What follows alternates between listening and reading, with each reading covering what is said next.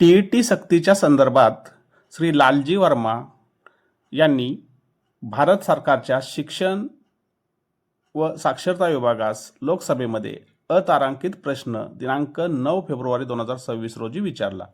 तो प्रश्न असा आहे, कृपा करून शिक्षण मंत्री सांगतील का राष्ट्रीय अध्यापक शिक्षण परिषद NCTEच्या निर्देशानुसार 2011 पूर्वी नियुक्त झालेले अनेक शिक्षक देशात अजूनही शिक्षक पात्रता चाचणीशी संबंधित अनिश्चितता आणि प्रशासकीय अडचणींचा सामना करत आहेत का? हे खरे आहे का? आणि होय असेल त्यासंबंधी तपशील काय? सरकारला माहिती आहे का की 2011 पूर्वी नियुक्त झालेल्या शिक्षकांची नियुक्ती त्यावेळी लागू असलेल्या नियम व प्रक्रियानुसार झाली होती, जेव्हा देशात TET सक्तीची नव्हती? आणि हे खरे असेल तर त्यासंबंधी तपशील काय?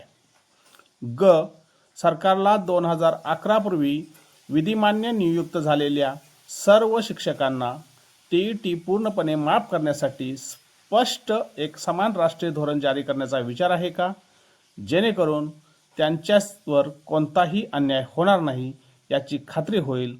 आणि होय असेल तर त्यासंबंधी तपशील काय?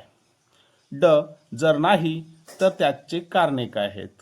या सर्व प्रश्नांना राज्य शिक्षण मंत्री श्री जयंत चौधरी यांनी उत्तर दिलेलं आहे। ते उत्तर असं आहे, ते या सर्व प्रश्नांसाठी त्यांनी एकच उत्तर दिलेलं आहे, निशुल्क व सक्तीच्या बाल शिक्षणाचा हक्क RTE कायदा 2009च्या कलम 21च्या उपकलम 1च्या तरतुदीच्या अनुसरून राष्ट्रीय अध्यापक शिक्षण परिषदेने NCTEच्या ऑगस्ट 2000च्या राजपत्रात अधिसूचनेने इयत्ता 1ली ते 8वी पर्यंतच्या शिक्षक म्हणून नियुक्तीसाठी पात्र होण्यासाठी किमान पात्रता निश्चित केल्या आहेत। अधिसूचनेनुसार शिक्षक म्हणून नियुक्तीसाठी शिक्षक पात्रता परीक्षा TET पास करणे आवश्यक आहे, एक पात्रता आहे। भारताच्या सन्माननीय सर्वोच्च न्यायालयाने दिनांक 1 सप्टेंबर 2025च्या आपल्या निर्णयात सांगितले आहे की कायद्याच्या कलम 23 अंतर्गत TET निर्धारित किमान पात्रतांपैकी एक आहे आणि कायद्याअंतर्गत येणाऱ्या शाळांमध्ये शिक्षक म्हणून नियुक्तीसाठी हे बंधनकारक आहे।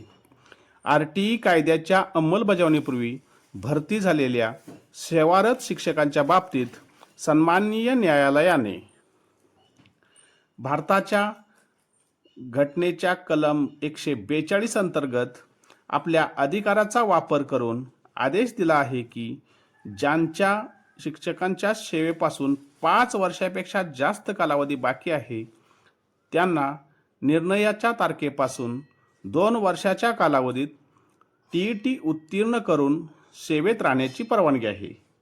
ज्या शिक्षकांच्या सेवेपासून निर्णयाच्या तारखेपासून 5 वर्षापेक्षा कालावधी बाकी आहे त्यांना TET पास न करता निवृत्ती वयापर्यंत सेवेत राहण्यास परवानगी देण्यात आली आहे। तथापि असे शिक्षक TET पास न झाल्यास पदोन्नतीसाठी पात्र ठरू शकणार नाहीत।